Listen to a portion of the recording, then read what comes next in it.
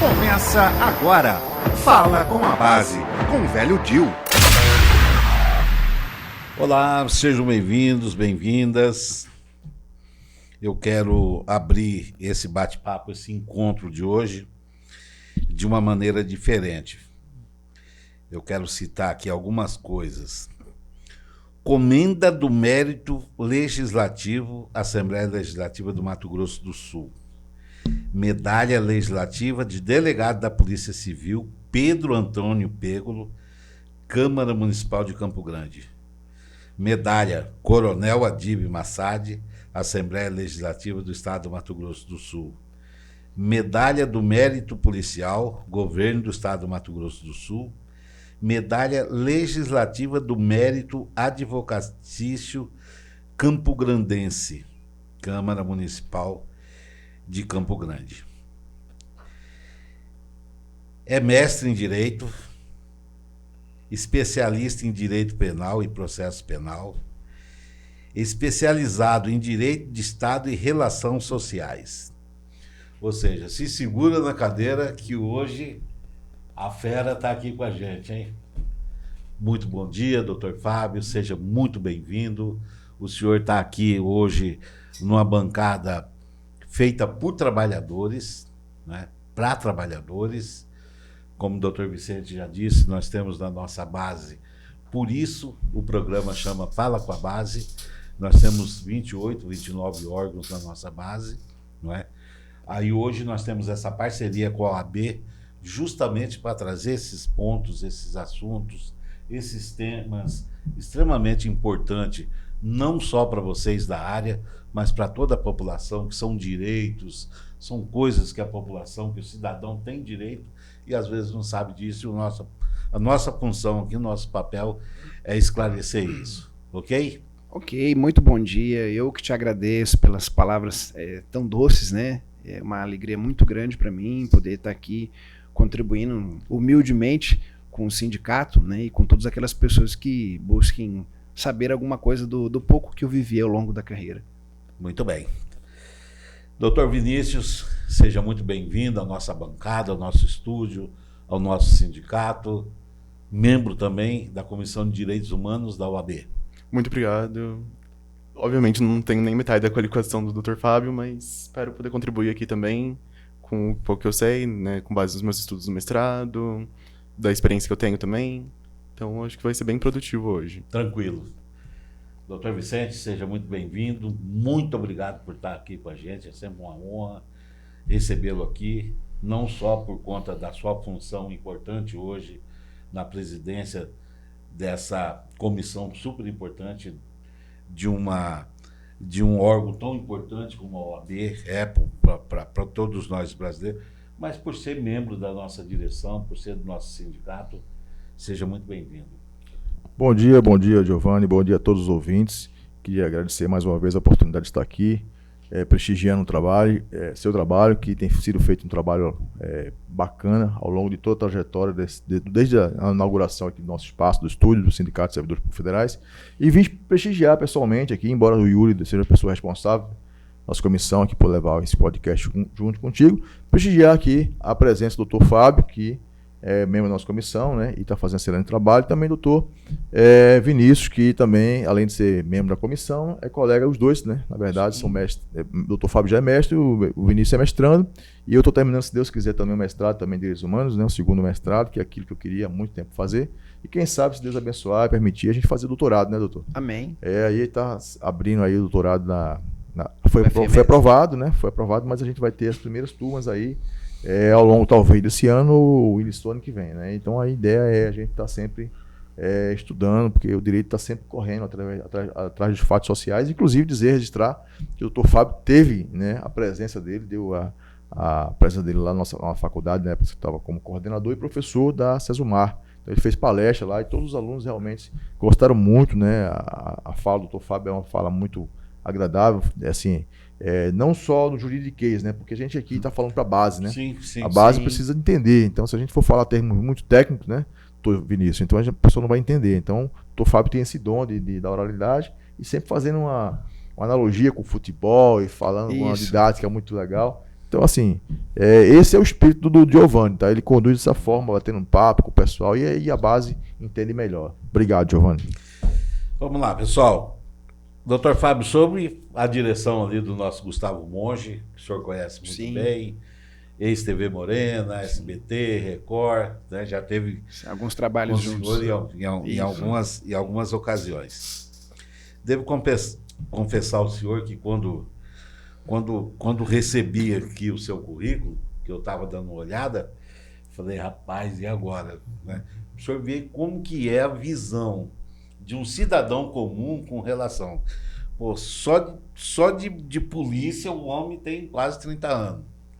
Ou 30 anos, né, doutor Fábio? Eu de serviço público, né? De serviço público eu fiquei 32 anos, né? Eu fiquei um tempo no Tribunal de Justiça. Uhum. Eu fui técnico judiciário lá, ingressei com 21 anos. De lá eu saí para o curso de formação da academia, passei no concurso, né, para delegado de polícia, fizemos o curso de formação. Antes de ingressar na polícia, eu tinha ficado como assessor, né? Eu estagiava, diríamos assim, não era... Sim. Eu estagiava com o desembargador, fiquei por 3 anos lá, aprendendo o juridiquês da parte do magistrado, né? E aí já tinha sido professor de geografia também, que foi minha grande paixão. Fui professor de geografia por 4 anos antes de ser delegado de polícia. Aí eu ingressei na Polícia Civil, fiquei dando aula na academia algum tempo, né? Passei por praticamente todas as unidades policiais e fui titular no 3º, fui titular na Deletran e já caminhando para a aposentadoria eu fiz as 2 especializações, tive a oportunidade de fazer o mestrado, quero terminar o doutorado ainda e sempre aprendendo, aprendendo. Acho que o grande sucesso, assim, acho que a grande sacada, diríamos assim, né, é você nunca perder a vontade de aprender, a gente sempre aprende. É isso que eu quero dizer para vocês, né? O currículo diz uma coisa. E agora, pessoalmente, doutor Fábio, a sensação é completamente diferente. Com esse currículo super rico que o senhor tem, com toda a experiência que o senhor adquiriu, o senhor transmite uma simplicidade muito grande e outra coisa, a gente percebe do senhor uma característica totalmente voltada para a questão humanitária. E isso é muito interessante, porque geralmente a gente vê o polícia, o próprio advogado de maneira diferente, e aí de repente a gente está de frente para uma figura com esse currículo, né, monstruoso, vamos dizer assim, e assim uma figura e um jeitão de corintiano assim que vou te falar, viu? Pode falar. Muito obrigado. Eu sou flamenguista, né? Sou flamenguista e assim, eu tive uma origem humilde, né? Humilde não apenas em questão material, quanto questão religiosa, né? Eu fui criado pela minha avó desde os 5 meses de idade e tinha 2 tias que já eram policiais civis, escrivãs de polícia. E me formei em direito. O grande sonho de uma dessas tias minhas era que eu fosse policial, até porque ela teve uma história lindíssima. Ela foi escrivã de polícia, depois ela participou do primeiro concurso para delegado em 1984 e se aposentou em 2003, e o sonho dela era que o sobrinho dela fosse aqui um delegado de polícia, como ela foi também, né? E aí, por livre e espontânea pressão, eu acabei ingressando na carreira policial, me apaixonei, fiquei 23 anos lá, passei por unidades assim, que eu acho que assim, eu tive uma oportunidade de ter um contato com Deus através do meu trabalho, me desculpa se eu me emocionar, muito grande, principalmente na Delegacia de Proteção à Criança. Trabalhei por lá 3 anos e meio numa época, e na outra época foram 6 meses. E assim, foi muito gratificante para mim, porque quando eu e um outro colega, o Dr. Mário, ingressamos naquela delegacia lá, tinha muita coisa atrasada, né? Não por ineficiência dos colegas anteriores, mas porque o serviço avolumou muito. Os crimes sexuais contra criança e adolescente, eles têm crescido de uma maneira absurda.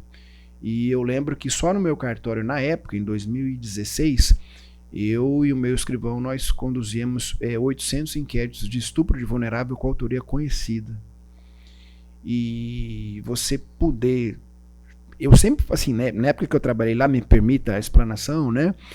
O desabafo até, eu chegava eu chegava às 7 horas da manhã, né? Saía pro meu horário e eu saía todo dia às 7h30, 8 horas da noite. 8 horas da noite. Porque eu e esse meu escrivão, uma pessoa espetacular, nós abraçamos aquilo ali como se fosse uma missão divina. Até a questão religiosa, esse meu amigo acho que é adventista, se eu não me engano, né? E eu por ter formação católica, enfim, nós abraçamos aquilo ali. Olha, essas crianças precisam do nosso trabalho. Esse ex-escrivão do senhor é daqui de Campo Grande? Ele é o Wellington, né? O Wellington Cleito. Acho que ele está cedido para o interior de São Paulo, mas é um escrivão espetacular.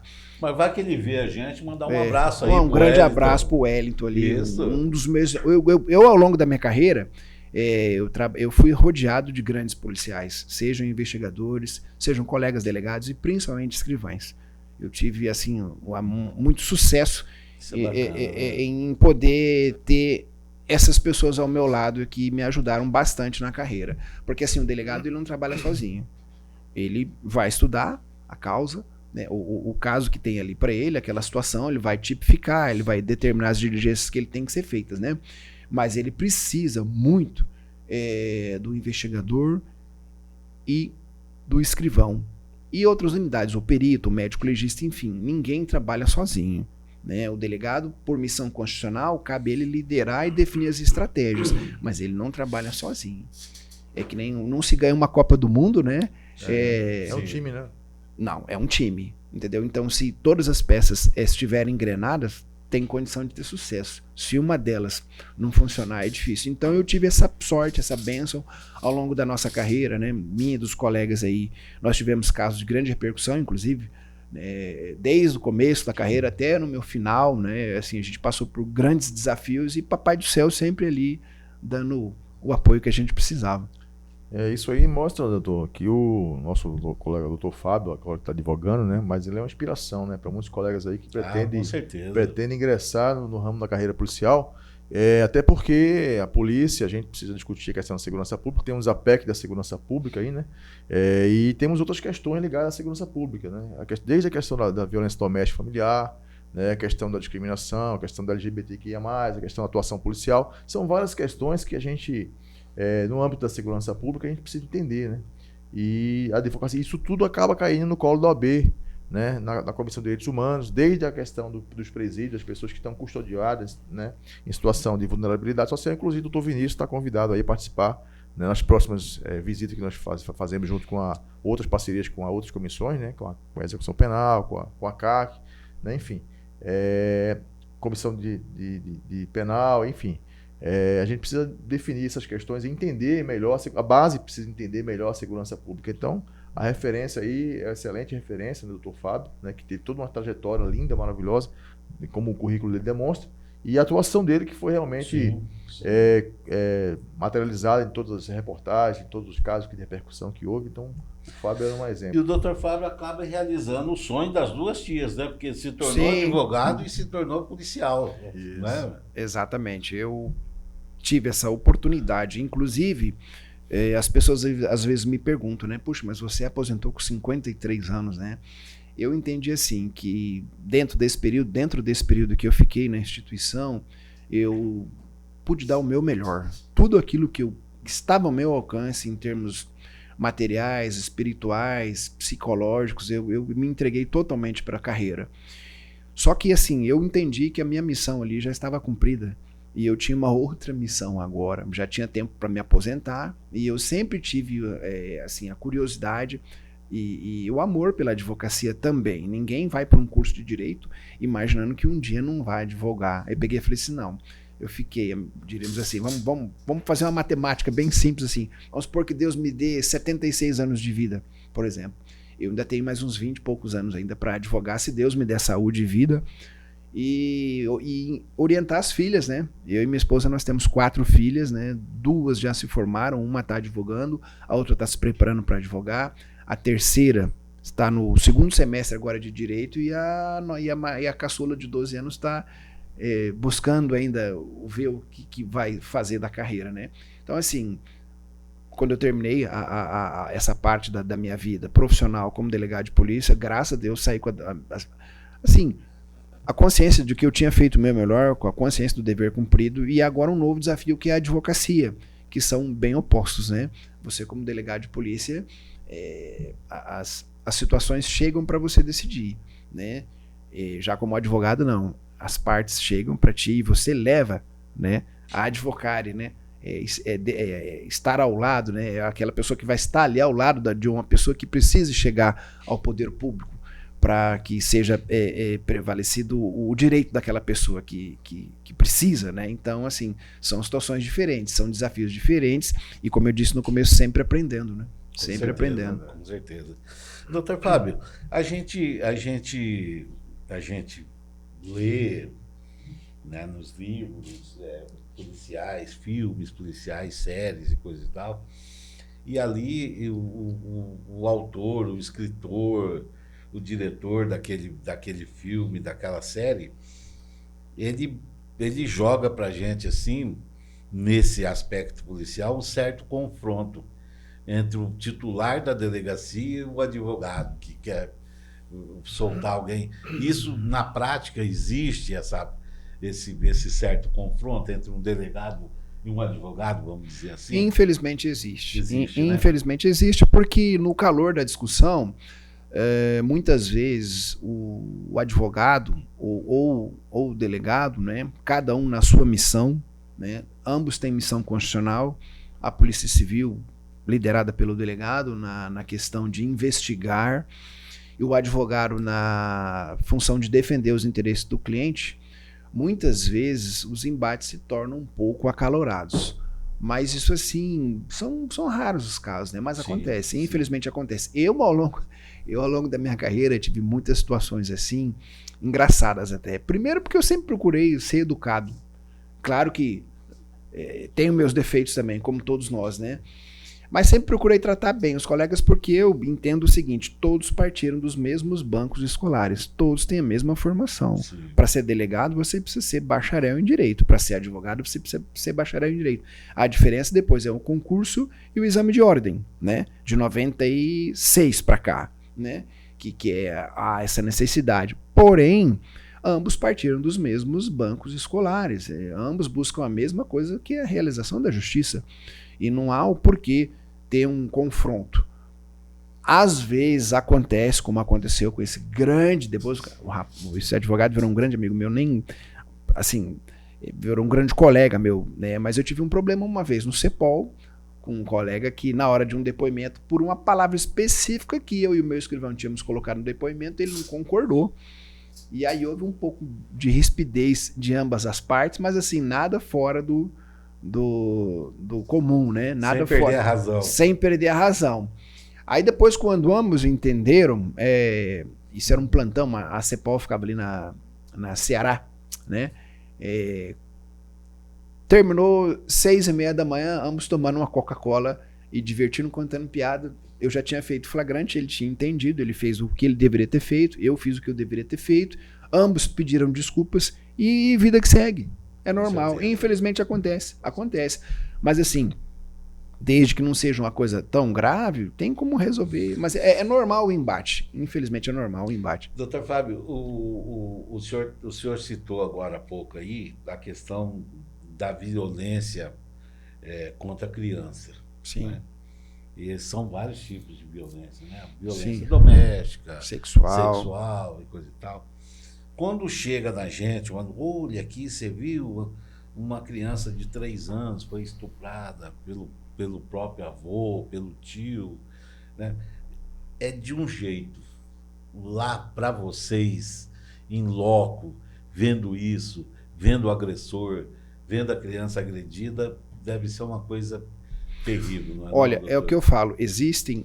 Todo policial, quando ele passa num concurso, que ele passa por um curso de formação policial, e os cursos de formação policial nossos estão ficando cada vez melhores. Eu tive a oportunidade de formar 2 turmas de oficiais da Polícia Militar, né? Uma antes de me aposentar e outra agora depois. Eu tive a honra de participar do processo de aquisição do conhecimento deles, né? Que são pessoas assim que vão estar liderando guarnições, vão estar liberando batalhões, enfim, são pessoas assim que, né, que eu tive a honra, tive a honra de ajudar na formação deles, seja na Polícia Civil também, o policial, quando ele passa pelo curso de formação, existe uma presunção legal que, inclusive, os juízes, quando vão receber denúncias contra policiais, eles partem dessa premissa. Poxa, esse policial, esse indivíduo passou por uma academia, então presume-se que ele tem um preparo emocional, ele tinha um preparo cultural, preparo legal, jurídico, para enfrentar determinada situação conforme manda o direito. Não é isso? Então tá. No caso, só que existem algumas delegacias que, na minha modesta maneira de avaliar, o preparo emocional precisa ser maior. Porque os crimes chocam mais. Por exemplo, violência contra a mulher, homicídios. Não que no furto de uma bicicleta o policial não precisa ter preparo. Sim. Claro que tem que ter, mas vamos ser sinceros, né? Vamos usar o bom senso. Entre um furto de uma bicicleta, não daquela bicicleta, diríamos assim, que a pessoa tem 30 na casa dela, mas aquela bicicleta do cidadão que mora lá num bairro mais humilde e que só tem aquela bicicleta, que lá é o carro dele, né?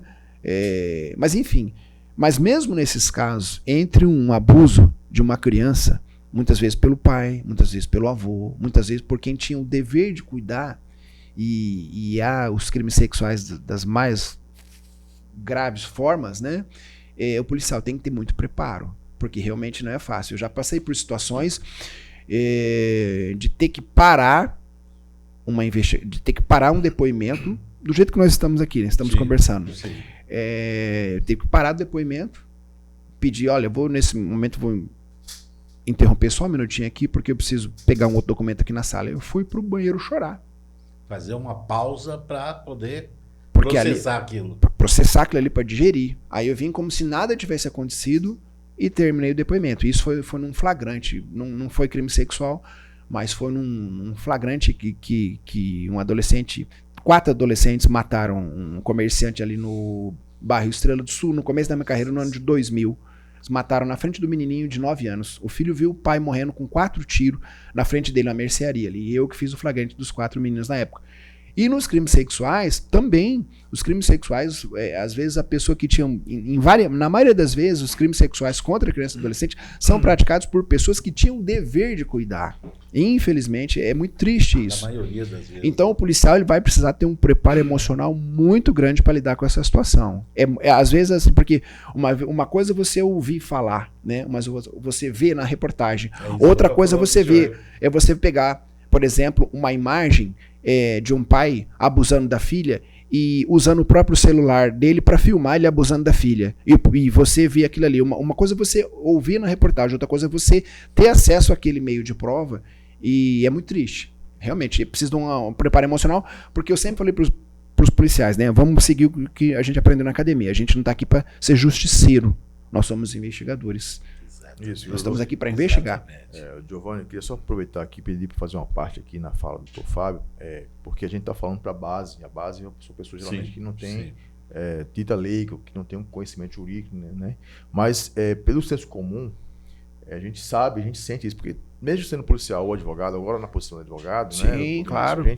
Nós todos somos seres humanos aqui. Sim. Então a gente sente, claro. A não ser que a pessoa tenha um distúrbio, que, enfim, que a pessoa, uma doença, uma situação psicológica ou psiquiátrica, que não sinta uma emoção ou algo do tipo em relação a ver uma situação dessa. Por exemplo, uma situação que passou agora há pouco, e o pessoal vê isso cotidianamente nessas reportagens, diuturnamente, né? Por exemplo, o cara estava vindo numa reportagem que teve recente que me chocou. Um jovem, eu tenho um filho, eu tenho 3 filhos e tenho uma filha. Minha filha é médica, tenho 3 filhos aí, enfim. E a gente sabe que os filhos estão no mundo, estão trabalhando, estão fazendo a correria, então a gente não sabe o que pode acontecer com o filho da gente. A gente fica olhando achando que vai acontecer sempre com o filho dos outros, né? Mas passou um jovem, cerca de 18 anos, ele, segundo o pai dele, que deu a entrevista um pouco emocionado, ele tinha um problema de neurológico, psiquiátrico, tomava o remedinho dele, mas ele passava pela pessoa normal, tranquilo, sem nenhum problema nenhum. E ele estava com um cordão grosso, e aí o cara viu de moto, ele vinha na calçada, tinha um carro que ele passou, e aí ele abordou o cara com a arma e ele correu. Ele tentou puxar o cordão no cara, o cara correu, ele correu. Naquele momento que ele vinha, ele foi surpreendido e a reação dele foi correr, sentido contrário. E o cara desceu da moto, foi atrás dele e passou pelo carro e deu 6 tiros. E ele ainda, baleado, ainda correu alguns metros e caiu. E o cara nem levou o cordão dele. O cordão Meu dele não Deus. era de ouro. Era um cordão Certo. folheado, aquele banhado, não sei. Uma bijuteria. Enfim. Mas de qualquer forma, nada justifica tirar a vida. Sim, sim. E aquilo ali me marcou muito, até porque eu tenho um filho. Sim, sem E dúvida. aí eu olhei para aquele guri e eu falei, podia ser meu filho, podia, né? Então gera um impacto na gente, né? Então, assim como o doutor também se emocionou, porque viu o cara, talvez 4 menores, adolescentes, Com tirar, certeza. até um pai de família, né? Na frente do filho, né? A pessoa que estava trabalhando, assim como o feirante foi morto no final da feira, porque o cara Sem queria roubar dúvida. ele. Quer dizer, então essa situação toda leva a base as pessoas do senso comum, que não tem uma visão jurídica, ou não tem formação jurídica, a querer o aumento de pena para crimes, ou a diminuição de pena que está sendo tratada agora, a questão do menor. Diminuir a pena, né? A maioridade penal. Que aí está tendo toda uma discussão, né? Um recrudescimento das penas ou a redução da maioridade penal para que o menor que praticou o crime seja apenado como se fosse o maior. Responda, né? Então essa questão aí que está sendo discutida atualmente, e isso passa pela segurança pública. Né? Mas Sem será dúvida. que isso vai resolver o problema? Será que é constitucional? Será que não é? Está tendo todo um embate. Até teve uma discussão, até uma entrevista do nosso secretário-geral, Benê, falando sobre essa questão, né? Então são muitas questões que a gente tem percebido e aí a gente vê, né, uma experiência, a gente troca um diálogo desse é um aprendizado, isso aqui é um Com aprendizado. certeza, com O certeza. doutor está expondo a toda a realidade que ele viu como policial, ele está agora do lado da advocacia, né? E ele está vendo como é essa questão. E muitas vezes o pessoal que, esse cara aqui é advogado, criminalista, defende bandido, né? Não é por aí. Até porque se não existisse o advogado, e é essencial a administração da justiça, não poderia aplicar a pena a uma pessoa que cometeu um crime. Tem que ter o advogado, todo mundo tem que ter para defesa contraditória. Sem Até dúvida. porque muitas vezes o cara pode ser absolvido. Se ele matou legítima defesa, exercício de cumprimento de dever legal, tem as excludentes de instituto, tem outras situações que podem gerar dúvida. uma situação, né? Sim. Então é essa contribuição que a gente tem que pensar, né? Doutor Fábio, até agora, eu quero dizer ao doutor Vinícius, o senhor pode interromper a qualquer momento, tá? O que a gente percebe, o que eu percebo no senhor, na sua fala até então, que o senhor é um cara de missão. Tá? O senhor pega as coisas como se fosse uma missão, e aí o senhor já disse que, graças a Deus, inclusive, o senhor teve um encontro com Deus durante a sua carreira como delegado de polícia, ou seja, a leitura que eu faço que o senhor saiu contemplado desse período, não é? Agora o senhor está na advocacia, né? Há quanto tempo o senhor está na advocacia e qual suas expectativas para isso? Qual o seu objetivo agora como advogado e atuando no processo? Eu estou completando agora 3 anos no exercício da advocacia e, como eu havia dito desde o começo, né? Quando nós saímos dos bancos escolares, dos cursos de formação jurídicas, né? Todos nós um dia sonhamos em exercer a advocacia. Eu terminei essa minha missão enquanto delegado e tenho ainda a missão como professor, que eu, vez ou Sim. outra, sempre sou convidado para ir formação, né? para formação, seja de policiais, seja de futuros profissionais da área jurídica. Mas a minha missão agora, enquanto advogado, é principalmente defender pessoas de origem mais humilde. A minha parcela maior de clientes tem sido de pessoas humildes, pessoas às vezes que não teriam condições, muitas vezes, de custear um advogado, porque os honorários para as pessoas humildes não são assim tão acessíveis, por isso que temos a honrosa Defensoria Pública, né? Mas muitas pessoas gostam da presença do advogado, né? Então, assim, minha missão agora é defender essas pessoas de origem mais humildes, né? Tenho muitos amigos também que muitas vezes precisam, né? E eu tenho tido o prazer também de defender pessoas que me buscam por ter, inclusive, crianças, filhos, filhas, né? Sobrinhos que são vítimas de crimes sexuais. Eu defendo essas crianças também, ajudando o delegado a atuar, né, com a nossa forma, pedindo diligências e também ações de guarda, ações de familiares, enfim. Direito civil sempre foi minha grande paixão, né? Por incrível que pareça, eu fui delegado de polícia, mas o processo civil e o direito civil sempre foram as minhas grandes paixões na faculdade. Então, o direito de família, o direito das sucessões, o direito das obrigações, eu defendo policiais também, que foram injustamente excluídos. Enfim, eu tenho uma missão agora a cumprir, não do outro lado, porque às vezes as pessoas falam assim, agora você está do outro lado. Eu falei, não existe dois lados da justiça, a justiça é uma só. Existem posicionamentos. A polícia vai ter um posicionamento dela de investigar, e eu costumo falar muito isso nos cursos de formação, e até para às vezes que a gente é convidado para dar aulas inaugurais nos cursos de direito, né? O delegado, ele não instaura um inquérito para ferrar ninguém. O delegado, ele é o primeiro que tem que ser imparcial. O delegado que instaurar uma coisa para ferrar alguém, ele não está sendo delegado, ele está sendo um carrasco. Sim. Então, quando houve notícia de uma infração penal, o delegado vai lá, ele tem conhecimento, seja através de um boletim, de uma reportagem, de um ofício do juiz, do promotor, ele vai, diante do conhecimento jurídico, diante do conhecimento empírico dele também, ele vai formar um juízo de valor sobre aquilo ali e ele vai apurar o fato, ele não vai investigar para ferrar ou livrar alguém, ele vai para apurar o que aconteceu, né? Essa é a missão do delegado. E o advogado, já não, esse tem que ser parcial, esse tem que defender o cliente dele. Sim. Aí, mesmo que ele entenda ou que o cliente dele próprio não tenha como defender, mas ele tem direito a um processo justo. Não é porque a pessoa, de repente, tem todas as provas contra ela que o Estado vai tolerar um processo injusto, seguido por um rito que não deveria ter sido daquela forma, né? Então, essa é a grande missão do advogado, é conduzir o direito do seu cliente de uma maneira justa.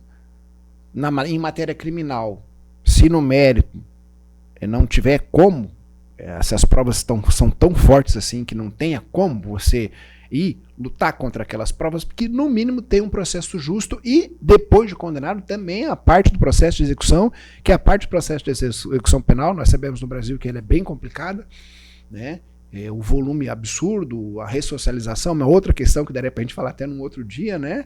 Sim, o problema da ressocialização no Brasil é um problema gravíssimo, assim, o índice de ressocialização ainda está muito aquém do que deveria ser, e até o próprio processo de execução, seja lá na base, na fase do inquérito, seja na atuação na parte do processo penal de conhecimento e na parte do processo penal de execução, para que ele tenha direito, o acusado ou o denunciado tenha direito a um processo justo e o sentenciado também tenha o direito a um processo de execução justo. Essa é a missão do advogado. E a gente está nessa linha. Por favor, doutor. Isso se relaciona diretamente com o que o Dr. Vicente estava falando, né? Sobre essa visão que as pessoas têm que o advogado, principalmente o criminalista, ele defende bandido. Isso também a gente escuta muito na defesa dos direitos humanos, né? Que, na verdade, eu sempre gosto de falar que qualquer pessoa é capaz de cometer crime. Então, o que é a figura do bandido? Quem é a figura do bandido? Porque nós temos a figura da pessoa que cometeu uma infração, que cometeu um crime. Mas ela pode ser qualquer pessoa. Porque aqui nós estamos falando de casos muito mais graves, como estupro, homicídio. Mas no dia a dia, nós não podemos falar que em nenhum momento todo mundo é passível de cometer crime. E a função do advogado é defender, garantir um processo justo, como o Dr. Fábio estava falando, né? E não necessariamente a questão da absolvição, mas a questão de uma aplicação justa de pena, por exemplo. E também essa questão da ressocialização, da execução justa, encaixa muito com o que o Dr. Vicente falou da questão do recrudescimento das penas. Porque as pessoas, elas acham que isso seria uma solução, quando, na verdade, seria uma resposta a curto prazo que se tornaria insustentável. Nós já não temos vagas nos presídios. Os presídios são superlotados. O Mato Grosso do Sul, ele sofre muito com a superlotação de presídio. Nós temos, inclusive, eu acho que na cidade de Dourados, um dos presídios com maior superlotação do país. Aqui em Campo Grande também, se eu não me engano, o presídio de segurança máxima está com uma taxa de ocupação de quase 400%. Então, se nós aumentarmos a pena, diminuirmos a maioridade penal, nós não estaremos combatendo a raiz do crime. Nós estaremos apenas jogando mais pessoas dentro de um sistema que já tem se mostrado insuficiente. Então eu acredito que quando nós falamos de segurança pública, nós temos que pensar a longo prazo, e não apenas em medidas insustentáveis, que na verdade transforma o Estado não num garantidor da ordem e da segurança, mas sim num carrasco, numa forma de castigar e isolar determinadas pessoas sem combater o real problema. Na realidade, o Estado fica até refém de uma sistemática dessa. Doutor Fábio, o senhor estava falando dos cursos de formação. Sim. Né? Que o senhor fazia quando era delegado e já teve a honra de ser convidado para formar uma turma agora, depois da sua aposentadoria. O senhor responde se quiser. Né? Eu já disse para o senhor que a impressão que o senhor passa para a gente é de uma pessoa segura, de uma pessoa centrada, educada e justa. Essa é a impressão que o senhor passa para a gente. Mas a gente já teve a oportunidade de conhecer outros delegados mais casca grossa, mais, entendeu? Com palavras curtas, sim, não, entendeu? Tipo assim, eu sou delegado e acabou. Num curso de formação, doutor Fábio, o senhor passa um pouco, existe uma coisa que pode o senhor passar um pouco da sua característica para quem o senhor está formando? Tem. Entendeu? Do senhor colocar um pouco do que eu fui ali, porque é o seguinte, o que a gente vê, Vicente, e eu não entendo isso, porque como o senhor disse, a gente sabe que todos passaram por um curso de formação, mas a gente vê, doutor Vinícius, a gente vê abordagens de policiais, tanto militar como civil, que não deveria existir, entendeu? Afinal de contas,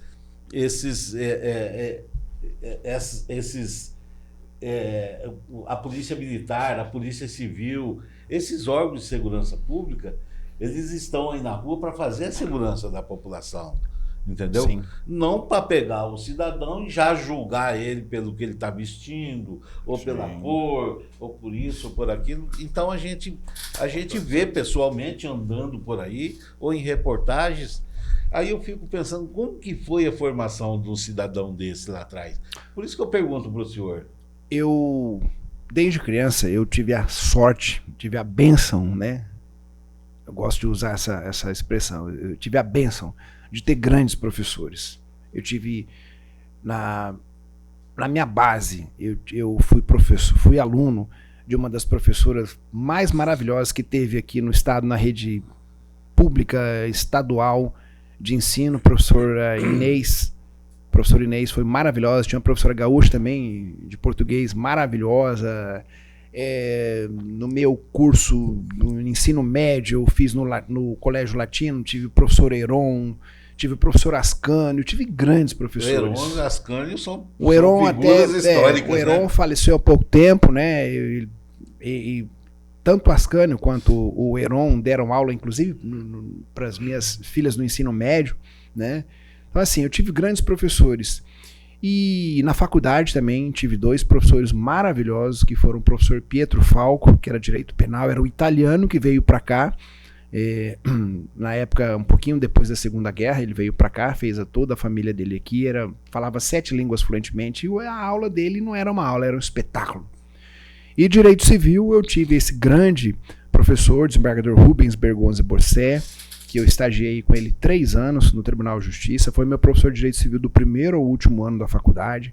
Então, assim, eu sempre procurei me inspirar nos melhores, assim, é muito difícil você conseguir se inspirar no melhor, mas se você pegar um pouquinho de cada um, você consegue ter uma média boa, né? Sim. Então, assim, porque eu sempre tive a figura pública, seja um professor que forma a personalidade de uma pessoa, seja um sacerdote, seja um político, seja até um jogador de futebol, um Ayrton Senna da vida, eles têm que ter a consciência do legado que as pessoas vão se inspirar naquelas pessoas muitas vezes, né? Eu me inspirei em grandes pessoas. Tenho muitas falhas, quem não tem, né?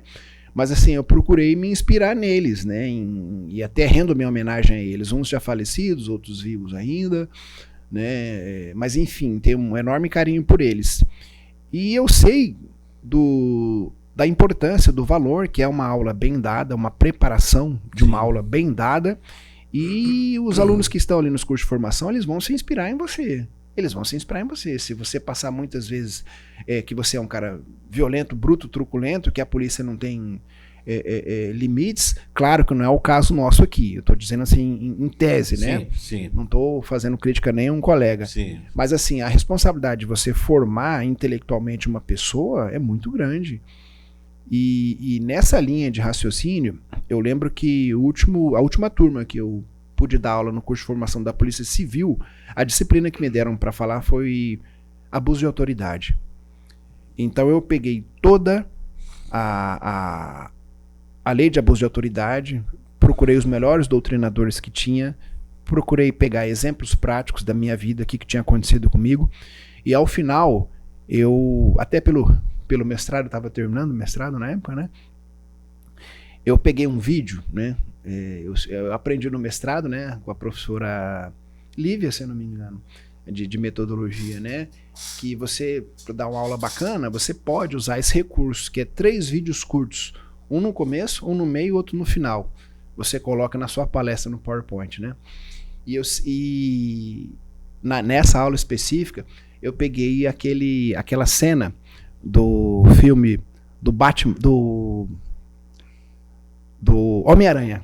Do Homem-Aranha, em que o avô dele chega pra ele: Peter, ultimamente você tá com um comportamento meio estranho. Você, não, o que é isso? Vô? Não, sai pra lá e tal. Aí ele, tá bom, Peter, tudo bem. Só que eu só queria ajudar você. Mas tudo bem. Pense de uma maneira que grandes poderes exigem grandes responsabilidades. Então eu terminei com esse vídeo para os alunos do curso de abuso de autoridade, para eles entenderem que um policial civil, quando ele sai nas ruas, ele tem um poder enorme.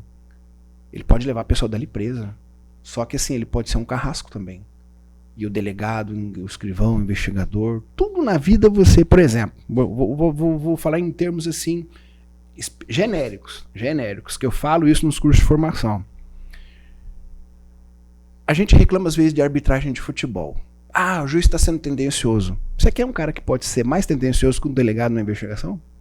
Verdade. Então, para isso, ele tem que ter a formação moral, ele tem que ter a formação ética, religiosa, muitas vezes, né, que pode ajudar também, né? Mas, acima de tudo, ele precisa fazer a diferença, né? Claro, se você deixa de colocar uma palavra, uma simples palavra, que você deixa de colocar num depoimento, ou que você insere, você leva a investigação para um lado ou para o outro. Sim. Uma prova que você chega no local e deixa de coletar,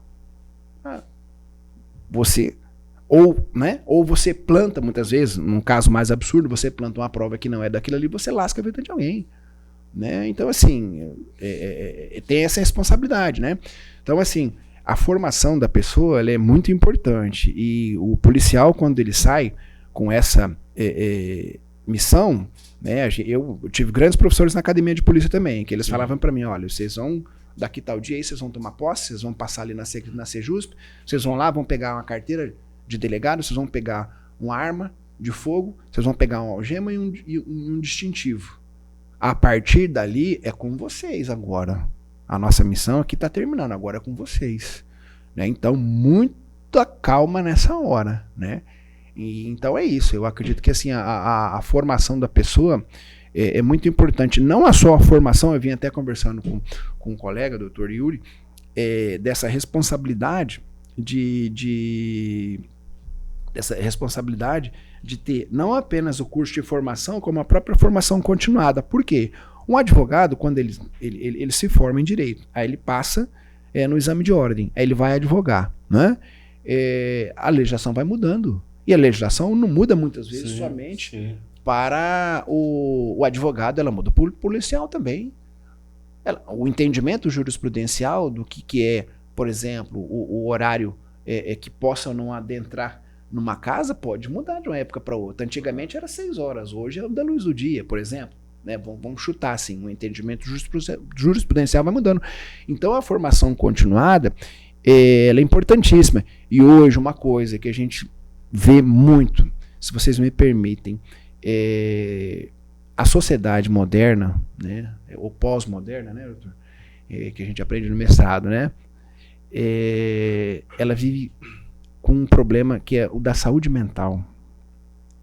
Então, muitas vezes aquele policial, e aqui, né, não estou defendendo, só estou expondo uma realidade. Sim. Muitas vezes aquele policial que a gente vê numa atitude totalmente, às vezes aquele policial ele está precisando de saúde, de acompanhamento. Com certeza. Porque uma pessoa que nem, por exemplo, esses dias eu vi num vídeo no YouTube de um desses jogos de futebol que teve aí, 6 ou 7 policiais pegaram um cara de uma catraca e cada um deu um golpe de cacetete no rapaz ali, totalmente desnecessário. Não é possível que aquilo ali seja correto, né? Então, assim, e muitas vezes o policial tá ali com um problema mental mesmo. E tanto é que você tem um enorme número de suicídios de policiais. Mas, doutor Fábio, é justamente isso que eu queria trazer com o senhor, por exemplo. Qual que é a preocupação, por exemplo, a leitura que eu faço como cidadão? Essa preocupação com a formação. Bom, se o cara é desse tipo, ele está trazendo alguma coisa lá da formação dele. Sim. Isso é, né? Agora, o mais preocupante é, por exemplo, a sociedade, de uma maneira, normalizar isso. Você viu que o sargento, o capitão chegou, meteu a mão nele e jogou ele lá. Não, mas é a polícia. Não, gente, isso não é normal. Exatamente. A gente não pode normalizar isso. Por quê? Porque, doutor Vinícius, você é bem jovem, né? Mas nós já tivemos momentos piores. Mas isso vai fazendo com que a violência vai só ganhando corpo. Quando essa violência ela ganha corpo, ela piora tanto para a população como para a própria polícia. Basta ver o tanto de policial morto, o tanto de policial sequestrado, são torturados e coisa e tal. Quer dizer, a violência ela acaba ganhando espaço para os dois lados. É o que nós estávamos comentando ali Sim. fora, né? Que a violência policial, ela gera principalmente uma desconfiança da sociedade como um todo em relação ao próprio Estado. Porque o policial, por mais que ele seja uma pessoa, um indivíduo, ele representa o Estado no momento que ele põe a farda, se for um policial militar, no momento que ele está carregando o distintivo, ele não está mais ali, por exemplo, não é mais só o Dr. Fábio. Não. Ele era um representante do Estado. Exatamente. Então, a partir do momento que nós vemos um policial Sim. sendo violento, cometendo abuso de autoridade, nós passamos a desconfiar do próprio Estado. E isso gera violência, porque as pessoas vão procurar outras maneiras, já que elas acham que não podem confiar no policial. Sem contar também que essa questão, agora pensando numa pessoa que de fato está cometendo um crime, que está com uma arma, algo do tipo. Se ele sabe que aquele policial, na hora da abordagem, vai ser violento, qual que vai ser o primeiro instinto dele? Vai ser violento antes. Então, se aquele policial ele não vai fazer a abordagem da forma correta, que ele já vai chegar atirando ou algo do tipo, o instinto da pessoa que está cometendo aquele crime vai ser atirar primeiro. E isso vai aumentar a violência contra o policial também. Mas eu acho que o principal problema é justamente essa desconfiança que a sociedade passa a ter das instituições. Isso que você está falando, doutor Vinícius, aí o doutor Vicente, o doutor Fábio pode até tirar, porque é uma maneira que eu tenho de ver, que é o seguinte, por exemplo, a abordagem da polícia, que geralmente é a PRF que eu acho que faz. Uma abordagem policial numa comunidade indígena que está se manifestando. Entendeu? Mas os indígenas, vocês viram, tacaram pedra, estavam com facão, estavam com isso, estavam com aquilo. Mas se você for pegar um histórico lá atrás, não era assim. Eles passaram a contrapor, eles passaram a se defender por conta da maneira que eles eram abordados. E aí virou essa coisa que está hoje. Entendeu? E aí a gente vê falando bem assim, não, tem que meter porrada nesses índios mesmo. Gente da comunidade falando, esse cara não quer trabalhar, só quer beber e coisa e tal. Tanta coisa para a polícia fazer, tem que ficar tirando esses caras da beira de estrada e coisa e tal. Ou seja, isso que eu falei para o senhor, a própria sociedade vai normalizando umas coisas, doutor Vicente, que não é normal. Então, esse ponto é um ponto muito importante. Quando eu estava dando aula para meus alunos na faculdade, eu sempre disse que a lei ela foi criada para ser modificada. Por que o pessoal pensa? Ah, eu vou fazer direito porque eu vou ganhar muito dinheiro. Vou ser médico porque eu vou ganhar muito dinheiro. Ah, vou ser policial porque eu quero ser justiceiro. Visões equivocadas da profissão. Sim. O médico ele tem que ter uma visão humanitária. Tem médico que nem coloca o estetoscópio para ouvir o cara e já passa o remédio e vai embora. Quer dizer, isso é médico. Não é o policial que chega, vou matar. Teve aqui agora há pouco, foi até muito um fato social, a formação dos policiais militares aqui, a formação da turma de polícia militar com uma canção para matar, para arrancar a cabeça, para torturar, e saiu na mídia. Eu vi aquilo. Que informação viu, é essa que os policiais têm? Agora, digo duas coisas. Primeira coisa, o doutor Fábio foi muito feliz e colocou a formação que ele teve desde a formação Sim. né, no colégio estadual, primeiro grau, sim. segundo grau, até na faculdade, toda a formação dele. Isso é uma coisa. Agora, uma formação, por exemplo, do curso de uma pessoa que já teve uma formação na vida, chega para ser polícia. Vou ser polícia por quê? O que é a mídia? O que prega hoje no meio de comunicação? A violência. O policial matando, o policial com a metralhadora, vou dar tiro. Essa é a visão do jovem adolescente que quer ser um policial. Chega lá para botar uma metralhadora, chega lá para dar tiro, para matar. E o que a população fala? É o bandido mesmo, tem que matar, tem que morrer mesmo. Chegaram no Rio de Janeiro e mataram 121 pessoas. Uma intervenção policial onde houve morte de policiais também. Mas foi uma matança generalizada. Mas era bandido mesmo, tinha que morrer. Esse direitos humanos serve para quê? Só para direitos humanos? Esse senso comum. Essa visão equivocada que os direitos humanos ele é para criança, adolescente, para a mulher, para o idoso, para o policial. O policial, o índice de suicídio dentro da polícia é enorme. Dentro da Polícia Federal aqui teve delegado que se matou. Se suicidou. Muitos policiais afastados, né, doutor? Né? Sim. Então, assim, há uma pressão muito grande na polícia. As pessoas acham que polícia tem uma visão romântica, eu queria ser o policial, não entende o que é ser medicina, médico. Vou ganhar muito dinheiro ser médico. Às vezes o cara não tem nem vocação para ver o sangue lá, desmaia. Quer dizer, a pessoa tem que repensar esses valores e começar a entender a prática da educação para os direitos humanos. O que é direitos humanos? A visão. O cara chega assim, vou ser polícia para matar. Teve policial rodoviário. Quer dizer, o cara tem essa visão. Aqueles policiais que chegaram, pegaram um cara que tinha uma pessoa com certa deficiência, colocaram dentro de uma viatura, jogaram gás lacrimogêneo, fecharam a viatura e o cara morreu. Sim, eu lembro desse caso. Famoso esse caso. É essa polícia que a sociedade quer para si. A gente tem que lembrar da Revolução Francesa, que a gente não pode normalizar isso, essa é a minha preocupação. Robespierre, que defendia a pena de morte e no final eles morreram pela própria guilhotina que ele defendia. O estado violento, doutor Fábio, só para terminar, Sim, claro. só para fechar aqui. O estado violento, que a gente tem que ter muito cuidado com o Estado. O que é o Estado? O Leviatã, ou o Behemoth, que a Bíblia fala.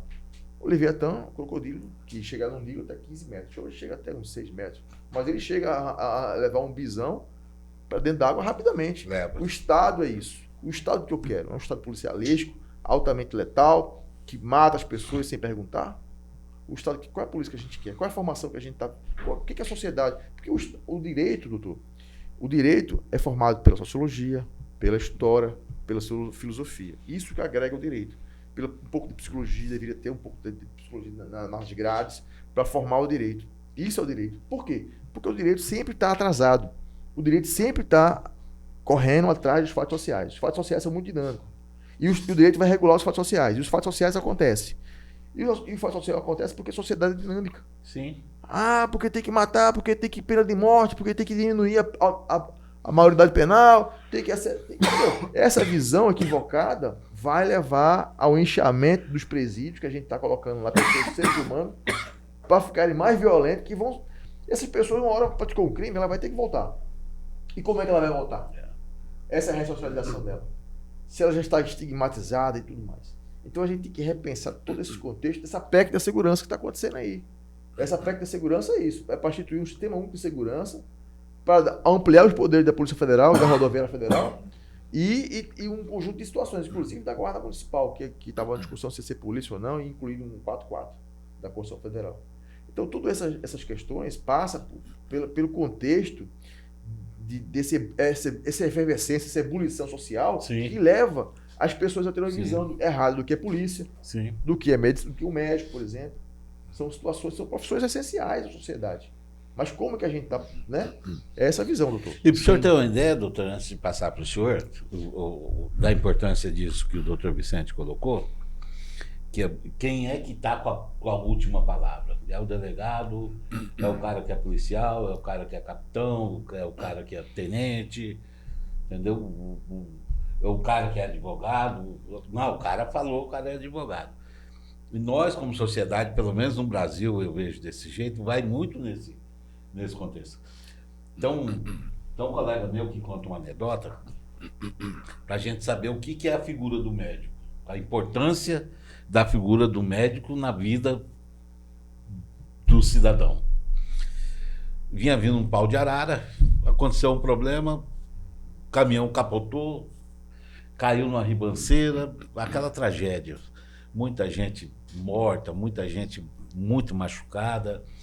Avisaram no município mais próximo, e o prefeito e o delegado eram duas pessoas dinâmicas, já se juntaram. O cara falou bem assim: vamos fazer o seguinte, já vamos entrar em contato com todas as funerárias, pede para eles enviarem todos os carros funerários que eles têm para transportar os mortos, para a gente não precisar estar fazendo isso com as ambulâncias, deixa as ambulâncias para os feridos.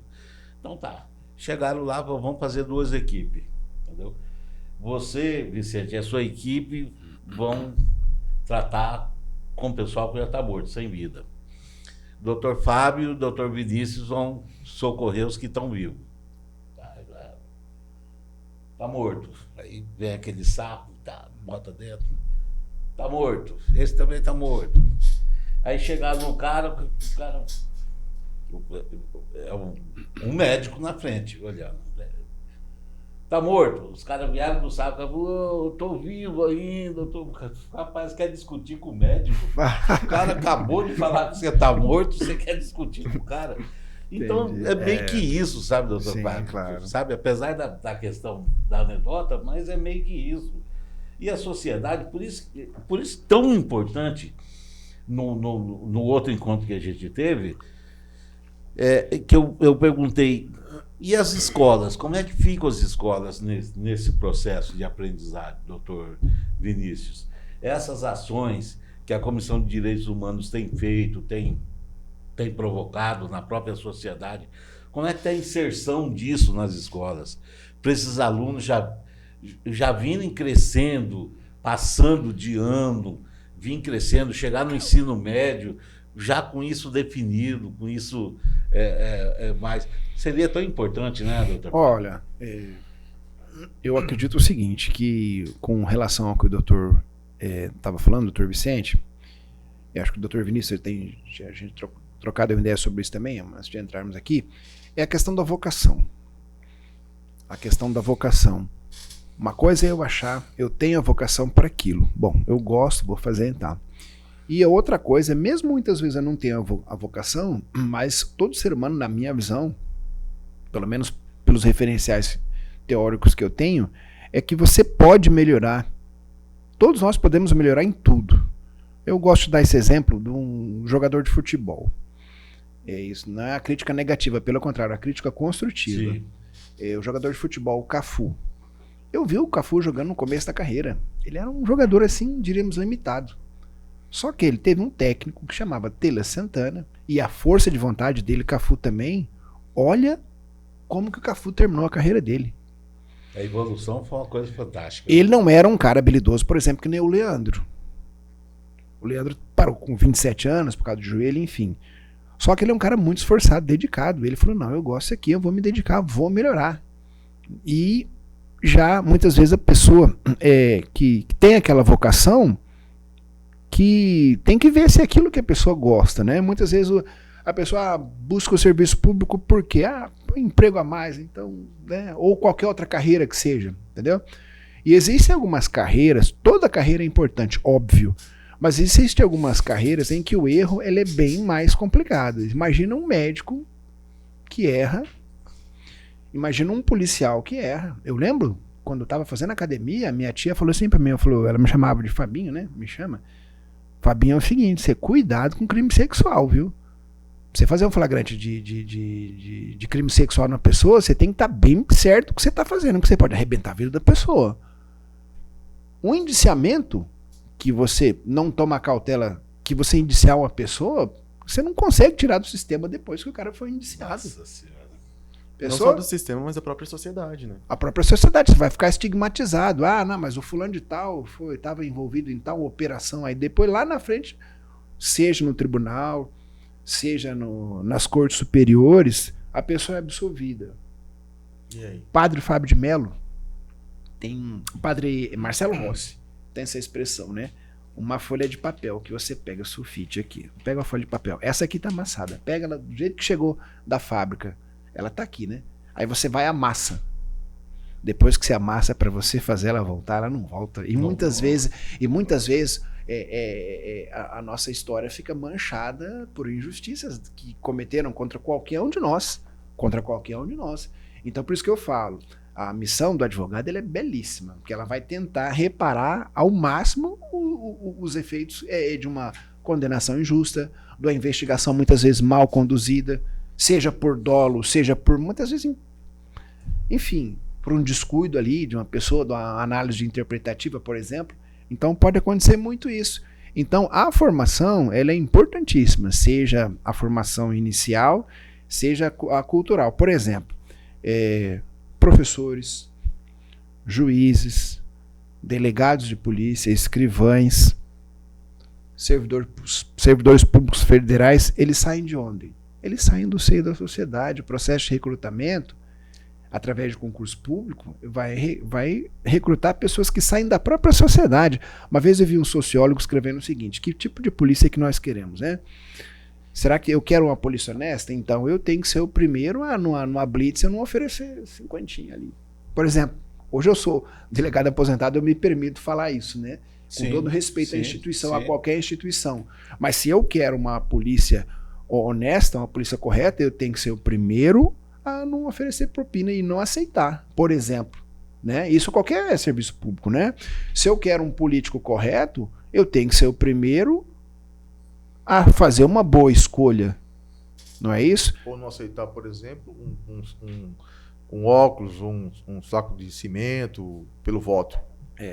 Antigamente, o senhor lembra, doutor, nós temos um pouco mais de idade, somos old school, né? Estamos um pouquinho mais experiente, o senhor também, né? O senhor também, o doutor aqui está começando agora, tem toda, sem nenhum demérito, né? Nós já passamos por essa idade também, mas talvez, não posso partir da premissa absoluta, talvez já tenhamos visto algumas coisas que o senhor não viu ainda. Verdade. Né? Principalmente na nossa época, né? Mas acontece muito isso, né? Que tipo de polícia que a gente quer? Uma polícia nesse sentido. Eu falei esse exemplo, doutor Vinícius, porque na nossa época a gente via relatos aí de políticos que ofereciam dentadura. Dentadura, é verdade. Sim. Em programa de televisão. Eu era adolescente, a gente via em programa de televisão. Pode ser dentadura pelo voto aí. Cara, dentadura, colchão, tinha um negócio assim, a Polícia Federal cansou de prender, caminhão cheio de colchão, levando na véspera da eleição para negociar colchão. Isso aí tem escândalo no Brasil inteiro. Então, assim, são coisas que acontecem, né, que a sociedade tem que estar atenta para isso, né, doutor? É verdade, é isso aí. Doutor Fábio, tem algum endereço eletrônico, um Instagram, alguma coisa onde a gente encontre você para acompanhar você mais de perto? Temos sim. Por favor, olha para aquela câmera ali, convida a nossa base. Tanto no Facebook quanto no Instagram, eu tenho lá advogado Fábio Anderson Ribeiro Sampaio, tanto no Facebook quanto no Instagram. São canais meus, né, que eu utilizo mais para divulgação da parte acadêmica. Mais da experiência que a gente tem aí nos cursos que a gente participa. Eu confesso que eu preciso fazer um pouco mais de vídeos, né, sobre alguns temas polêmicos. Às vezes o pessoal me cobra bastante, né? Eu vou tentar seguir essa seara agora também, né, doutor? Eu acho que o senhor deveria fazer. Viu? Obrigado. É muito bom. Obrigado. Muito bom falar com o senhor. Muito obrigado, uma honra estar aqui. Você compartilhar um pouco da sua vida Obrigado. conosco. É bastante interessante, né, Vicente? Opa. É uma inspiração, entendeu? Obrigado. Para mim, que já estou no meio da carreira, estou super inspirado. Agora imagine aí para o doutor Vinícius, que está no início da carreira. É muito bacana a gente Muito obrigado. no seio dessa sociedade tão necessitada de várias coisas, a gente conhecer figuras como o senhor, viu, doutor? Muito obrigado. E assim, a parte letiva é uma coisa assim que também tem me dado muitas experiências maravilhosas, né? Do professor Ana Paula lá, do mestrado, né? Ela me convidou, eu acho que foi 5 ou 6 semestres que eu ia como professor convidado da disciplina no curso de formação histórica, né? De História do Direito, dado logo nos primeiros semestres do curso de formação da UFMS. E um dos momentos que ela mais gostava, né, e os próprios alunos, né, que até me emocionam com isso, que eu fiz uma aula palestra, né, sobre as injustiças que houve no julgamento de Jesus Cristo, à luz do direito moderno e à luz do direito romano e judaico na época. Eu que inventei isso? Não, eu estudei a fundo uma obra de um escritor português chamado Valério Bexiga, que é o Julgamento de Jesus Cristo. A obra maravilhosa. E assim, independente da fé de cada um, eu procurei levar mais o enfoque jurídico da questão, né? Óbvio que a gente que é professor e você falar em público, não tem como muitas vezes você não dar uma conotação emotiva, né? Sim. E é muito forte, né? E assim, eu lembro que uns 2, 3 anos depois que eu tinha dado uma dessas aulas lá, né, junto com a professora Ana Paula, eu estava num congresso aí veio uma menina recém-formada, tinha tirado o AB, doutor, eu vim conversar com o senhor aqui. Eu falei, o que foi? Tudo bem? O senhor lembra de mim? Aí eu falei, tanta gente, não. Doutor, eu queria dar esse testemunho aqui na frente da minha mãe. Eu falei, o que foi? Aquela sua aula lá no curso de Direito na UFMS, com a doutora Ana Paula, que o senhor falou sobre o julgamento de Jesus Cristo. Agora estou começando a lembrar. Porque lá mudou minha vida. Eu estava num momento tão ruim da minha vida, que ali mudou da água pro vinho. Passei no primeiro concurso da OAB, tá aqui minha mãe, queria dar um abraço no senhor. Eu falei, por favor.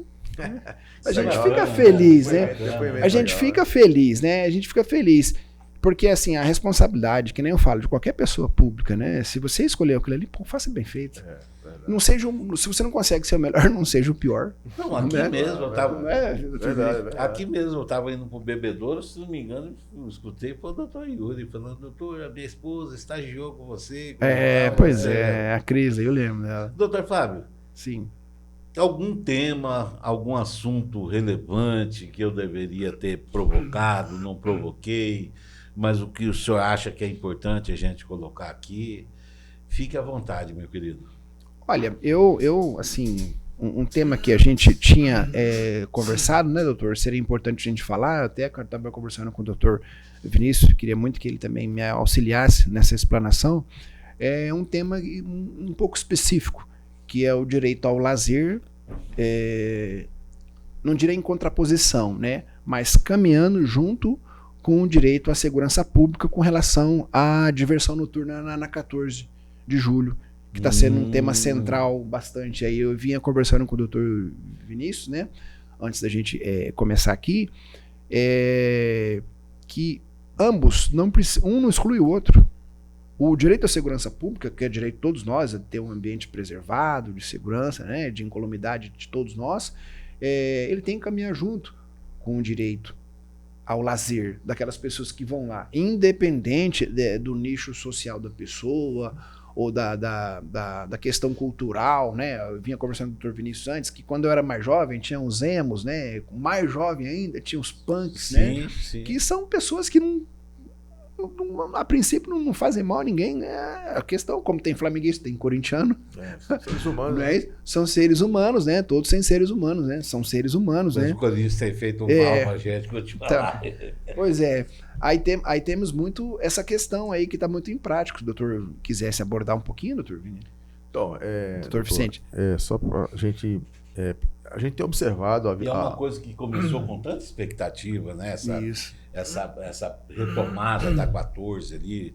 Do Bom, centro, eu né? vou falar, deixar um pouco até para o Vinícius falar também, porque assim, a gente tem visto, em função de tudo que a gente já falou, né, que tem muita coisa para gente falar. Segurança pública é um tema muito legal, mas esse primeiro podcast aqui é para a gente se conhecer mesmo, é para a base conhecer a gente trocar uma ideia, e depois a gente vai aprofundando os temas mais específicos. Mas a gente vai falar rapidamente aqui, a gente tem visto uma atuação policial assim, um pouco preocupante, né? Porque a segurança pública visa assegurar o público de alguma patrimonial, a segurança dos bens jurídicos que são relevantes. Então, a incolumidade física, né, das pessoas em geral, ela também é um bem público, né, é um bem importante. Então, um bem individual, né. Então, assim, a atuação da polícia, a gente fica um pouco preocupado, porque a gente tem visto que a polícia, às vezes, tem atuado de uma certa forma, não falo especificamente da polícia tal, mas da polícia em geral, né. A gente está vendo que existe um aspecto da segurança pública que pretende unificar, fazer tipo o SUS, só que a segurança pública, né? Unificar todo o sistema de segurança pública. E aí envolve a Guarda Municipal, que a discussão se tem polícia, se não vai colocar no 154 ou não, a questão da atuação da Guarda Municipal, da atuação da Polícia Militar, da atuação da Polícia Civil em relação às pessoas, né? Passou uma pessoa diferente ali, olha, aquela pessoa ali está destoando do que a gente entende como normal, então vamos lá, vamos parar, vamos abordar. Como é que é essa abordagem? Essa é uma abordagem truculenta, é uma abordagem... Claro que a polícia ela trabalha com segurança, tem todo um protocolo, né? Um protocolo da saúde e um protocolo da polícia. É tudo protocolo.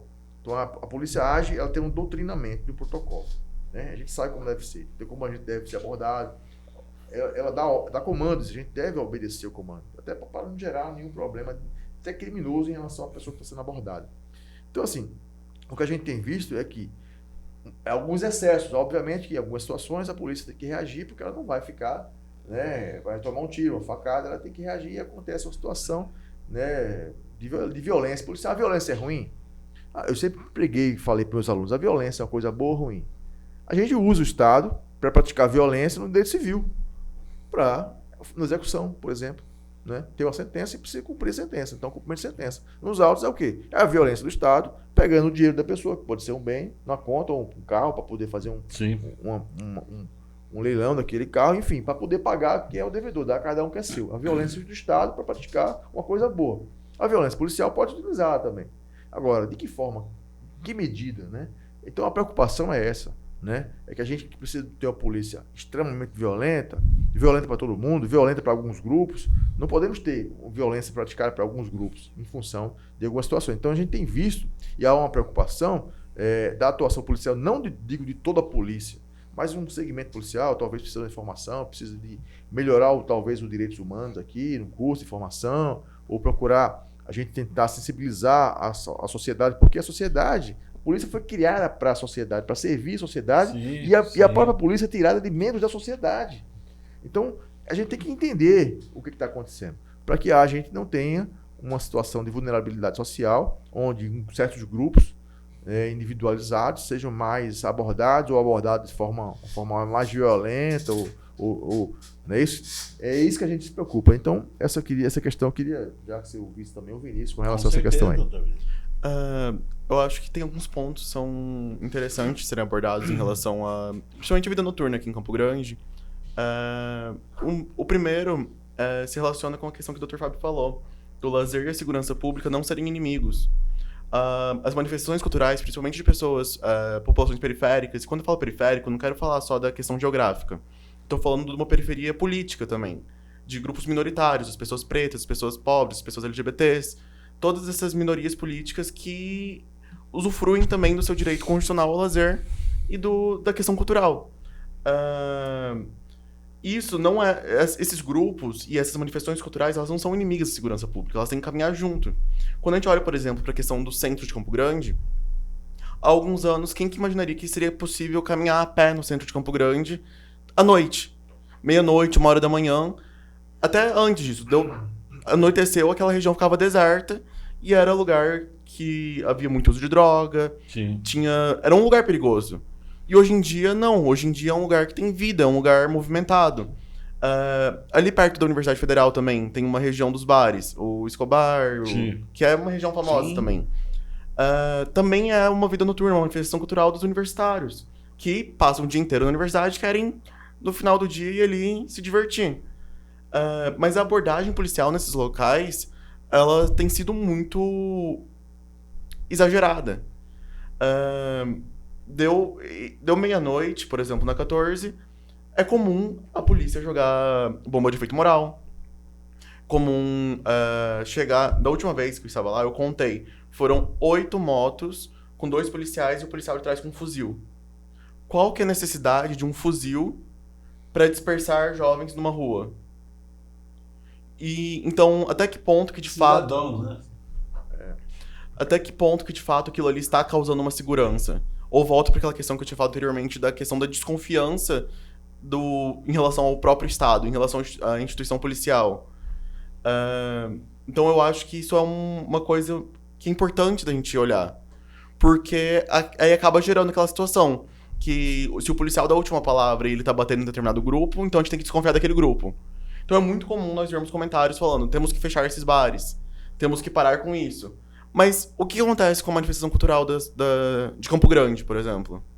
Porque nós temos outras regiões que são conhecidas, outros bares, outras baladas, que são conhecidos como ponto de droga, ponto de prostituição, só que tem um público diferente. Sim. Quantas vezes nós vemos a polícia batendo nesses lugares? Em compensação, em outros bares que são de grupos mais alternativos, vamos falar assim, de subculturas, e subcultura como elemento menor da cultura e não como uma questão de fidelidade, claro, que eles são muito mais ostracizados pela própria polícia, pelo próprio Estado.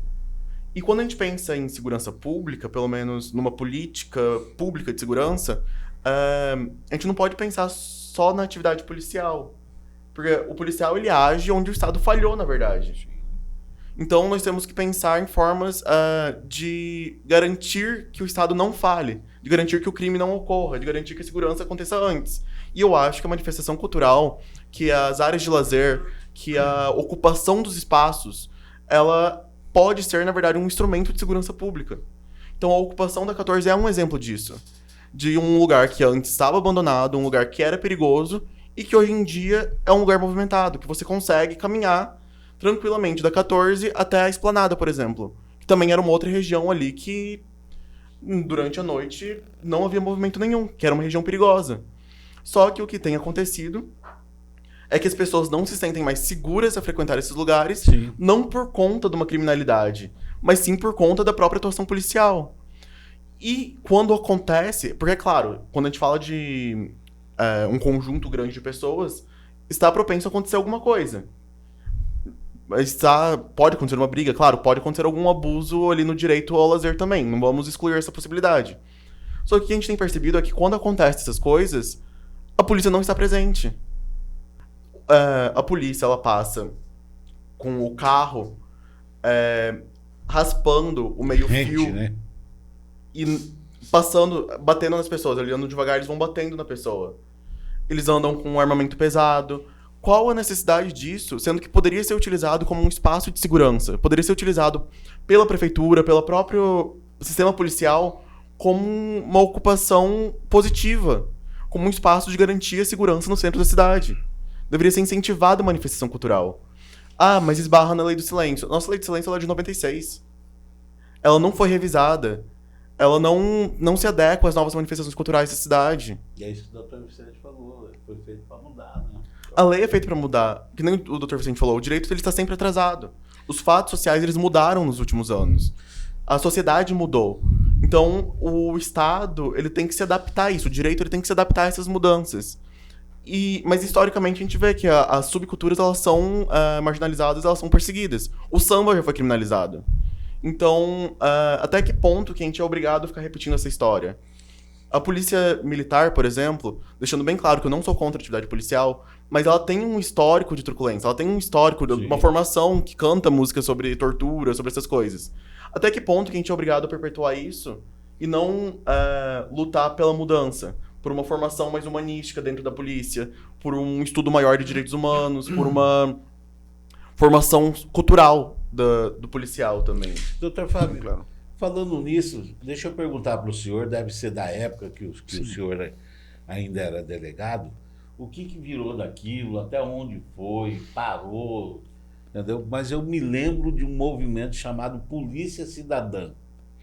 A Polícia Cidadã é um movimento de polícia comunitária, polícia cidadã. Esse movimento jamais parou, né? O que acontece é o seguinte: nós temos eventuais excessos de policiais, infelizmente acontece, né? Esse caso específico que você me perguntou, eu não tive acesso, mas temos os órgãos de apurar, para apurar a Corregedoria da Polícia Civil, tem a Corregedoria da Polícia Militar, tem o próprio Ministério Público que ele atua, ele fiscaliza a atuação da atividade policial, acho que é o GACEP, né? É um dos órgãos que atua nessa linha aí. A Polícia Cidadã é um movimento que existe até hoje, né? Que a polícia está junto com a comunidade, atuando junto com a comunidade. Nós temos os centros comunitários aqui, né, em que participam membros dos grupos de bairro, de lideranças de bairro, de delegado de polícia civil, o comandante do pelotão ou da unidade policial dali. Tem esses movimentos, né?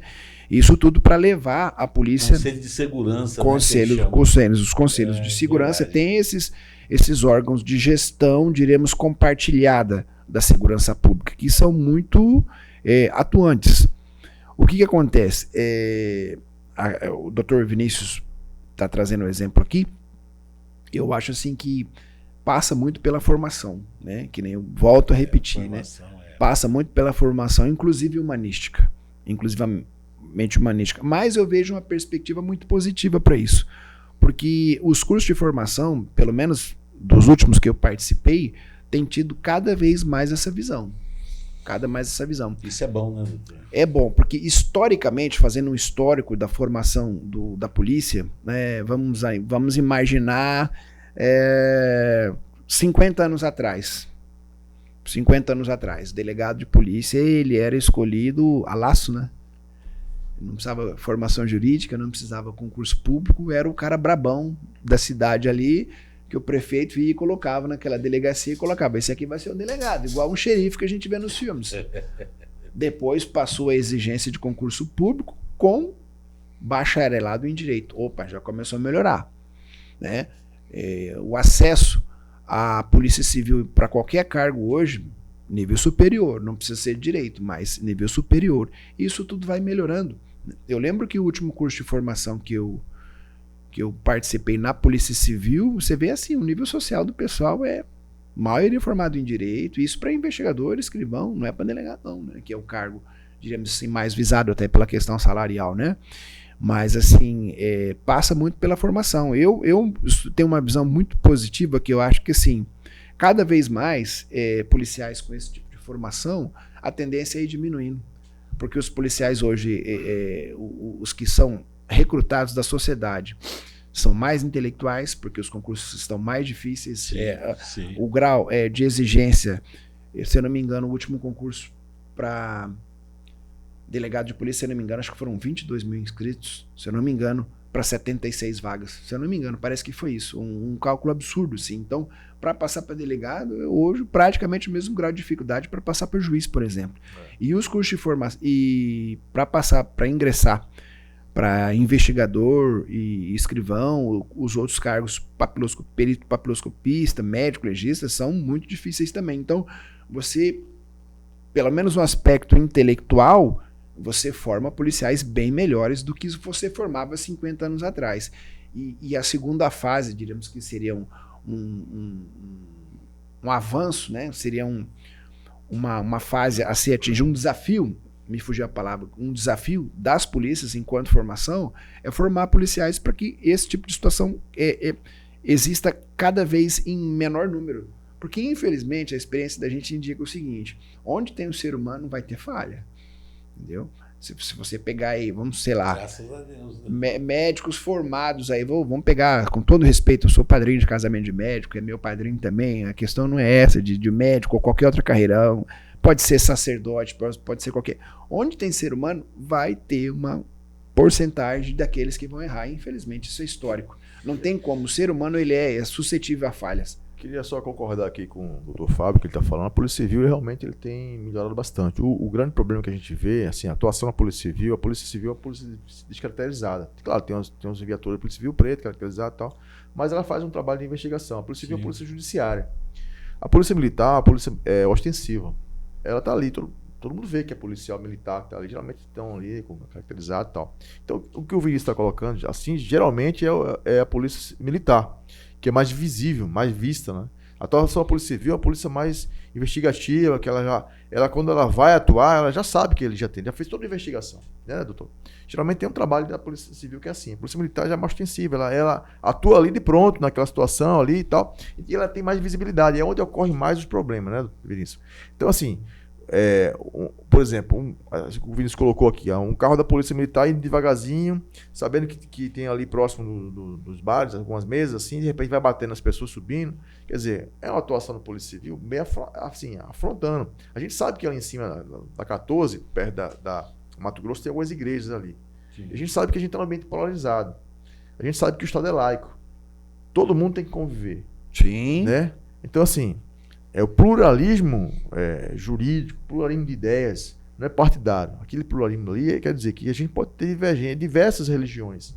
A fé, ela pode ser escolhida, a gente não pode impor uma fé. Na época do Império, que o Dom Pedro I colocou aqui a religião católica como oficial, mas não tem a religião, não existe a religião oficial do Estado hoje.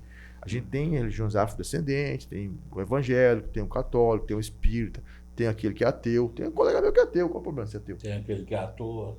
E por aí vai. Então, quer dizer, são opções de vida. Então, assim, a polícia militar, especificamente, ela não pode ser utilizada, nem a Polícia Civil, nem qualquer outra polícia, não deveria ser utilizada para uma atuação específica em detrimento de algumas ideias, questão ideológica, por exemplo, ou, por exemplo, a atuação da Polícia Militar, se estiver ocorrendo, por exemplo, a atuação da Polícia Militar ela tem uma competência definida.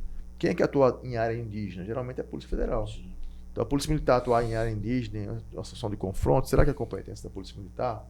Então, são perguntas que eu estou fazendo, não estou fazendo nenhuma afirmação. Mas é uma atuação da Polícia Militar. Está correta a atuação da Polícia Militar dessa forma ou daquela forma? Né? Então, assim, como o doutor Fábio colocou, existe diga-se de passagem, existe a corregedoria, né? Até fazendo uma crítica, o número de denúncias de abuso policial é muito alto com relação a esse setor federal com os indígenas, viu?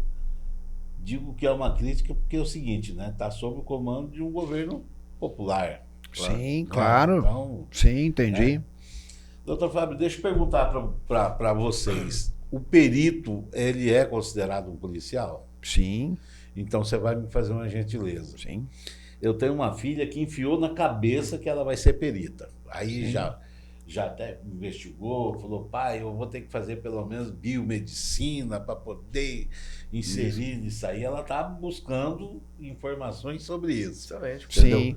O nome dela é Heloísa Helena, doutor Fábio. Heloísa Helena, fala para ela o que ela precisa fazer. Heloísa Helena, para você ter acesso ao cargo, né, de perita, né? Isso. De perita, seja perita papiloscópica, seja perita criminal, ou mesmo, no caso, perita médico-legista, né? Você vai ter que preencher os requisitos de acesso ao cargo, né? Passar por um concurso público, depois desse concurso público, curso de formação, e aí você vai participar dos quadros aí como perita. Tenho grandes amigos na perícia, um grande abraço para todos eles. Aliás, faltou eu falar isso, ainda bem que me lembrei, né? Ao longo da minha carreira, as grandes investigações que a minha equipe, juntamente comigo, nós fizemos, foi com o trabalho da perícia. Teve um caso assim que me chamou muita atenção, em 2002 ou 2003. A minha delegacia, nossa equipe, na época, nós conseguimos, sem internet na delegacia, nós conseguimos fazer o primeiro flagrante de hacker no país. Olha só, que interessante. Não sei se vocês vão lembrar do menino do interior, não vou falar o nome aqui, do menino do interior, que nós fizemos o flagrante dele, né, e a gente simplesmente, na época, por isso que eu falo, as pessoas têm uma imagem muito romântica do policial, aquele que sabe tudo, aquele que pode tudo, que dá tiro, Não é bem assim. Todo ser humano tem suas limitações. Aí você tem que ter humildade para saber das suas limitações e tentar achar um mecanismo de acesso ao conhecimento. Eu, no caso, sempre me socorri dos peritos. Por isso que eu tive um grande volume de investigações que não retornavam por, diríamos assim, falta de prova técnica, porque eu já ia ancorado. E esse caso do hacker mesmo foi mesmo assim. Na época que a gente aconteceu isso daí, me socorri com um grande perito, o mestre dos mestres, aí que a gente chamava, o perito Maurílio. Né, liguei para ele e falei, doutor, como é que eu faço aqui nessa situação? Não, você vai fazer isso, isso, isso. Porque se você fizer desse jeito vai dar errado. Então, eu tô indo para aí, vou te ajudar na perícia do material, assim, assim. Né? Então, a perícia é importantíssima. Perícia é importantíssima. Não existe polícia civil sem perícia, viu? Complementando aqui a fala do Dr. Fábio, é dizer que o Badam Palhares, na morte do PC Farias, por exemplo, e outras perícias que teve... Fortunato Badam Palhares. Inclusive foi contemporâneo do meu tio de Alagoas. Sim. Né? De Alagoas. E meu tio também é policial, também tá 80 e poucos anos já, tá 12, não tá vivo ainda. Mas assim, a importância da própria pericial, não só para o inquérito, porque o inquérito é o início, antes do processo penal. Então, assim, o inquérito bem sólido, bem embasado, com uma perícia bem fundamentada, ele lastreia muito bem o processo, robustece o processo e dificulta um pouco a vida da defesa do advogado de defesa, né, doutor? Sim. Mas é isso, é o jogo, faz parte do jogo, né? É como o doutor colocou muito bem, assim, aqui é praticamente uma aula de direito, inclusive, assim, Uma aula. bem tranquilo. Hoje, E aqui, bate-papo. a gente fala também da atuação do Ministério Público, né? Cada um tem seu lugar. O juiz, ele não pode estar junto com o Ministério Público fazendo uma casadinha, né? Então o Ministério Público tem um lugar dele, o juiz tem um lugar dele, o advogado tem um lugar dele, o delegado tem um lugar dele. Cada um no seu quadrado. Cada um faz sua parte daquilo que tem que fazer, fazendo bem feito, aí robustece o sistema processual. Pessoal, não sei vocês, mas eu, doutor Fábio, de tudo que a gente conversou, de tudo que eu ouvi aqui, eu acho que tem uma coisa que está pesando muito nesse momento que a gente está vivendo. O doutor Fábio citou isso umas 2 ou 3 vezes, e eu acho que isso tem sido de um peso muito grande, que é a questão da saúde mental. Saúde mental, sim, sem dúvida. Eu acho que está pesando muito nessa questão policial.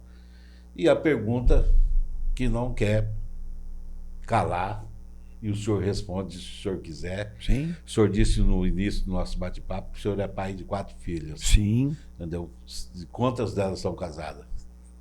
Uma, a mais velha. Já me deu 3 netos. Por isso a curiosidade. Como é que faz para chegar na casa do delegado e pedir a mão de uma filha em namoro e noivado? Olha, eu digo para você o seguinte. Quando eu tinha... Aí a questão religiosa, né? Diremos assim. Quando elas eram pequenas, as 2 mais velhas faziam natação. E a segunda, né, mais velha, né? Nadou 2 anos, inclusive no Flamengo. Aí quis parar, porque queria estudar, enfim. Mas no Rio de Janeiro. Mas enfim, as 2 filhas mais velhas minhas, né? Quando elas eram jovens, que eram crianças, né? Tinha um grande amigo meu que ele era pai de atleta também da natação. Um dia a gente foi no sítio dele e ele falou assim: Fabinho, é o seguinte, olha, não sei você, mas eu, lá na minha igreja, ele é evangélico, não lembro a denominação. Eu falei assim: olha, na minha igreja lá, a gente reza sempre para que Deus coloque no caminho dos nossos filhos, das nossas filhas, pessoas decentes, né? Eu acho que nós temos que ter essa preocupação, viu? Nossas filhas estão com 11, 12 anos, daqui a pouco começa aí e tal. Você é delegado, ele vem assim comigo, né? Aí eu falei para ele, falei assim: olha, você está correto. E a partir daí eu comecei a rezar. Sim. E assim, Deus tem me abençoado muito, me abençoou muito a nossa família. O meu primeiro genro é uma pessoa maravilhosa, advoga junto comigo. A segunda filha minha que está namorando, o namorado dela, noivo, né? Passou num curso de formação pro cargo de bombeiro no Paraná, tá fazendo um curso lá. O guri também maravilhoso. Então, os 2 meninos, assim, com todo respeito, né? E eles que ficam espertos comigo também, tô brincando, né? Não por ser delegado, mas por ser pai das meninas, vou defender sempre. Não, mas são meninos maravilhosos. Eu acho que Deus atendeu bastante em mim nesse sentido, as orações. E eu agradeço muito esse meu amigo. E funciona, viu? E funciona. Doutor Fábio, muito obrigado. Vamos dizer o seguinte. Eu acho que a gente aqui tem que agradecer a Deus por esse bate-papo, por esse encontro. Eu que agradeço a Deus. agradecer a Deus pela sua saúde, pela sua vida, Nossa.